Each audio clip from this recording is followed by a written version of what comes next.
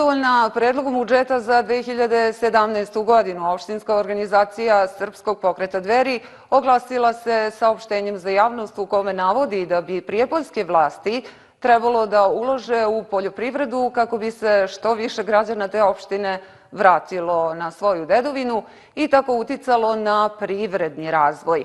Ali kako stoji između ostalog u saopštenju, izgleda da lokalne vlasti, pre svega predsednik opštine i opštinsko veće, koje bi poljoprivrednicima, posebno početnicima, trebalo da pomognu u savetodavnom, infrastrukturnom i podsticajnom smislu, nemaju baš sluha za njihove probleme i teškoće, barem sudeći prema predlogu novog budžeta u kom je za opštinu Prijepolje za 2017. godinu planirano samo 30 miliona dinara. U prilog tvrdnji da je nova prijepoljska vlast nestručna i nesposobna ide i činjenica da je, zahvaljujući ekspertima iz vladajuće koalicije, propalo 20 miliona dinara za izgradnju trafostanice u Vinickoj koja pripada mesnoj zajednici Velika Župa.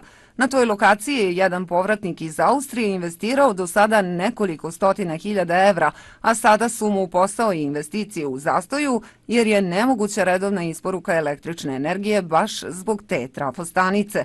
Propalo je i 13 miliona dinara jer vlast nije mogla da nađe stručnu osobu koja će da odluči da li su motokultivatori iz projekta sufinansiranja više od 100 poljoprivrednih gazdinstava od 8 ili od 14 konjskih snaga, pa su na posledku odustali od svega.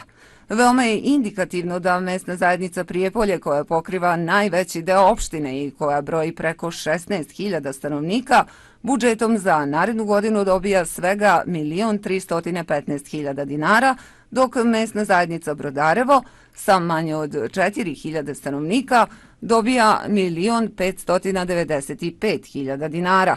Za razvoj sporta i omladine planirano je svega 26 miliona i veliko je pitanje da li će se to podeliti ni po babu ni po stričevima.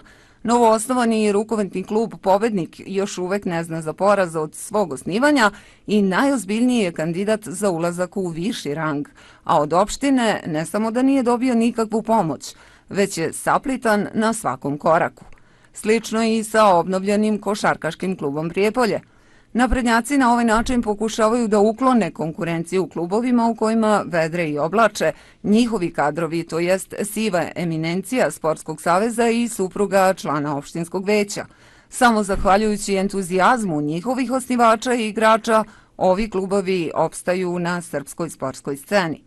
Za Kamenu Goru se izdvaja 15.200.000 dinara, a za Babine, na primjer, koje su veće i mnogoljudnije selo od Kamene Gore, samo 1.000.000 dinara, 15 puta manje.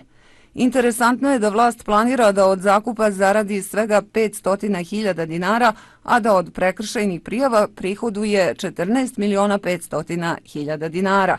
Zar je onda čudo što Prijepoljci negoduju zbog radara i problema parkiranja u Prijepolju? Meštanima mesne zajednice Jabuka i prethodna i sadašnja vlast obećava izgradnju vodovoda, a u budžetu, naravno, na tu temu nema ni najmanjeg slova. Zato se investira u put od Jabuke prema Paljici, koji je rađen pre pola godine. Da li je ovde u najavi pranje narodnih para? Upada u oči da je za turističku organizaciju predviđeno 1.600.000 dinara za mašine i opremu, dok svaki drugi organ opštinske uprave na tu stavku izdvaja 500.000 dinara. Kakvu to opremu posjeduje turistička organizacija? Planirane su nerealne i velike sume za nebitne putne pravce. Neke mesne zajednice su potpuno zapostavljene, poput Aljinovića i Zvijezda. Nema ni puta prema Seljašnici, koja ima preko 1.000 stanovnika. Malinarski je kraj i tradicionalno poljoprivredni, ali zato ima atarskih puteva u Kamenoj Gori sa 167 stanovnika ukupno ili 10 do 15 ljudi po putnom pravcu. Naprednjaci vole da rade u što većoj tajnosti, pa ne čudi što nije bilo ni javne rasprave o budžetu, stoji u saopštenju opštinske organizacije Srpskog pokreta Dveri Prijepolje.